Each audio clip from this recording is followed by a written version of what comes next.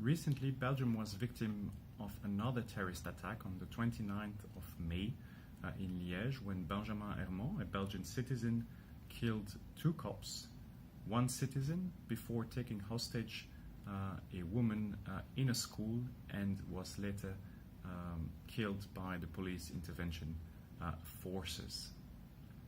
He was a Belgian convert to Islam. He had been radicalized in prison, and he was at the time of the attack on a temporary leave from prison in the context of his reinsertion. Even though he was known of the security services for being in contact with radicalized individuals, he was not known himself for being radicalized and potentially violent, which explains why he was allowed to be on a temporary leave outside of prison.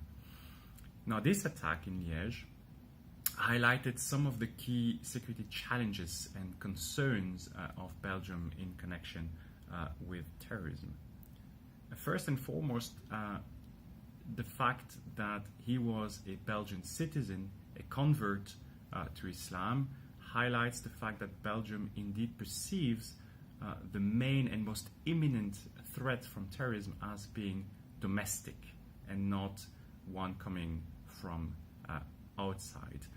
This is the challenge, the so-called challenge of homegrown terrorist fighters. Indeed, Belgium has been targeted by a few attacks that were perpetrated, planned by returning foreign terrorist fighters, whether the attack on the Jewish Museum in Brussels in 2014, whether the plot in Verviers in January 2015, whether the Paris attacks of 2015 that were partly prepared from Belgium, or the Brussels attacks in March 2016, all involving returning foreign fighters.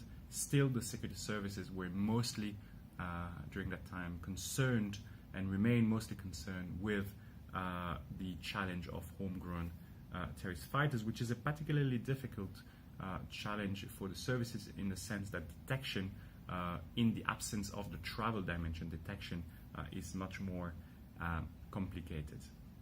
But the Liège attack also highlighted another key challenge and concern of the authorities, which is the issue of radicalization in prison, which is particularly acute in Belgium, although not specific to Belgium, with the authorities considering that there are between 230 and 450 so-called radicalized individuals in Belgium. There are 2 different services that are in charge for monitoring radicalization in prison, which is why we have those 2 different figures of individuals that essentially are separated in 4 main categories. You have those individuals that have been convicted for terrorist or terrorist-related offense. You have the foreign terrorist fighters and the returning foreign terrorist fighters. But you also have individuals that have been convicted for criminal offenses but were known for radicalization before they entered prison. And then you have the last category, where the Liège attacker Benjamin Herman belonged, which is individuals that have been convicted for criminal offenses and have been radicalized in prison, which is a particular challenge. Now, a lot has been achieved, a lot of improvements have been done in this particular priority area in Belgium over the past few years. The mandate and the resources of the intelligence services has been strengthened to monitor radicalization in prison, but a new service has been also created within the penitentiary administration, which is not an intelligence service, to monitor and also take measures related to radicalization in prison, a service that was created in 2015, so a very recent service. Clearly, more needs to be done. Radicalization in prison remains a key concern, so more work needs to be done in terms of rehabilitation, in terms of reinsertion, but also in terms of prevention, and this is clearly a priority on the agenda. Now, these 2 security concerns and challenge also come in addition to a number of other challenges.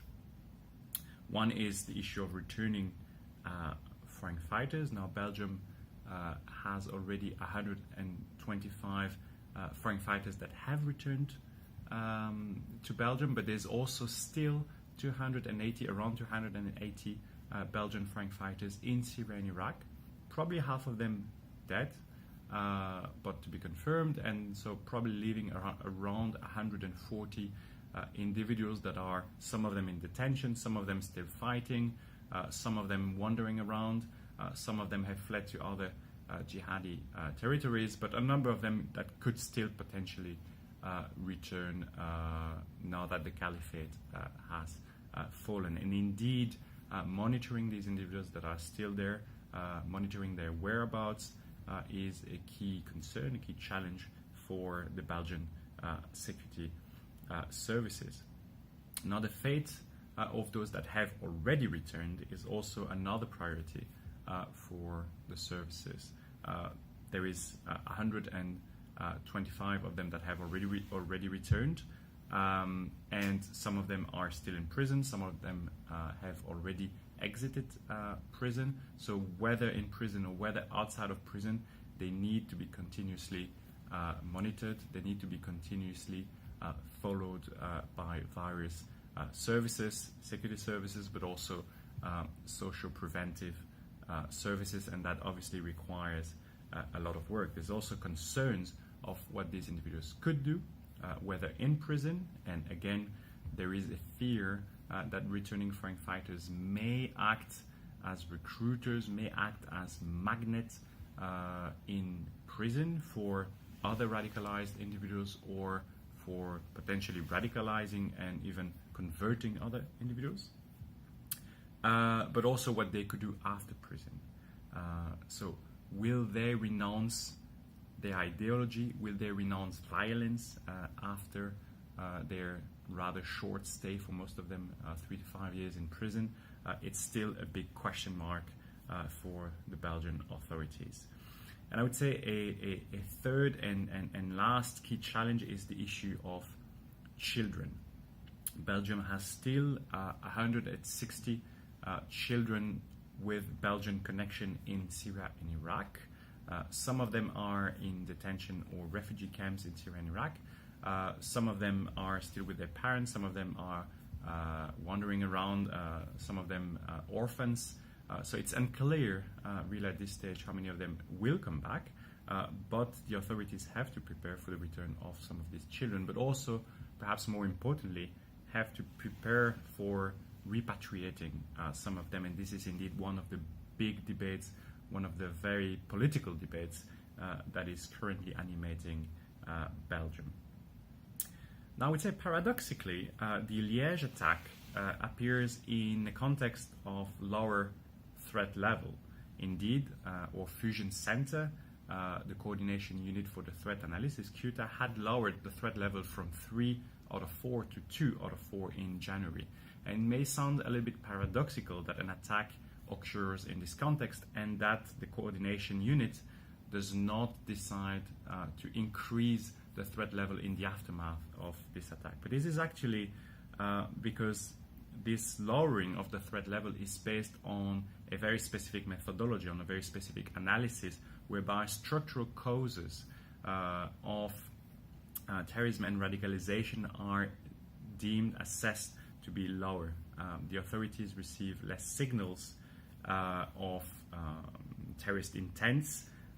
We see less recruitment activities, we see less propaganda, and we see overall less plots or attempts to plot attack. Overall, the message of the coordination unit for the threat analysis was in January that we have entered a new era, which is the post-caliphate era, which will maintain a relatively high level of threat, higher than in the years 2000, for instance, but one that is lower than the one of the caliphate era in 2014 to 2016. And indeed, we shouldn't lose of sight the fact that Liège was the first attack in Belgium in 9 months, and that it was actually the first attack to make fatalities since the Brussels attacks in March 2016, more than 2 years before. So this is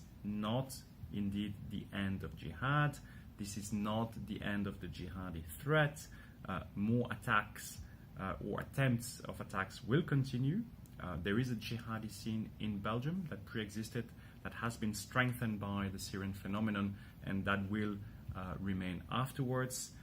But we are indeed entering a post-caliphate new phase that continues to present a number of security concerns and challenges, but also opens perhaps some opportunities for the authorities to shift their policies and to shift the narrative. And I think this is the last point on which I would like to emphasize in this short video.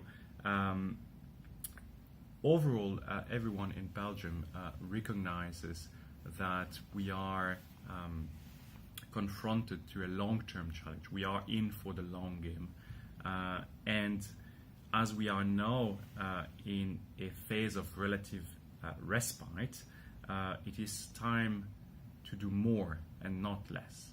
So now we have an opportunity to actually tackle the conducive environment to radicalization and terrorism.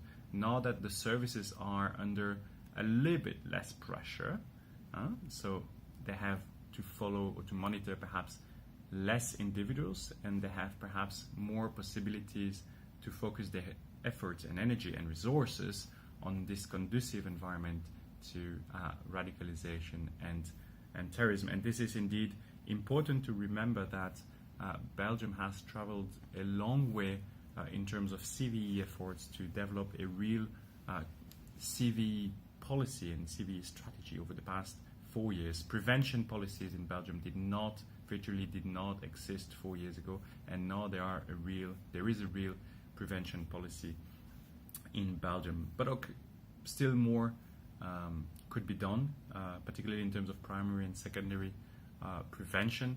So again, now is not the time for complacency.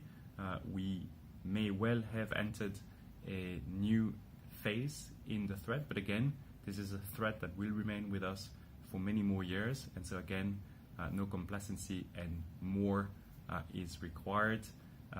We are in Belgium, we have achieved a lot, but much more still remains to be done.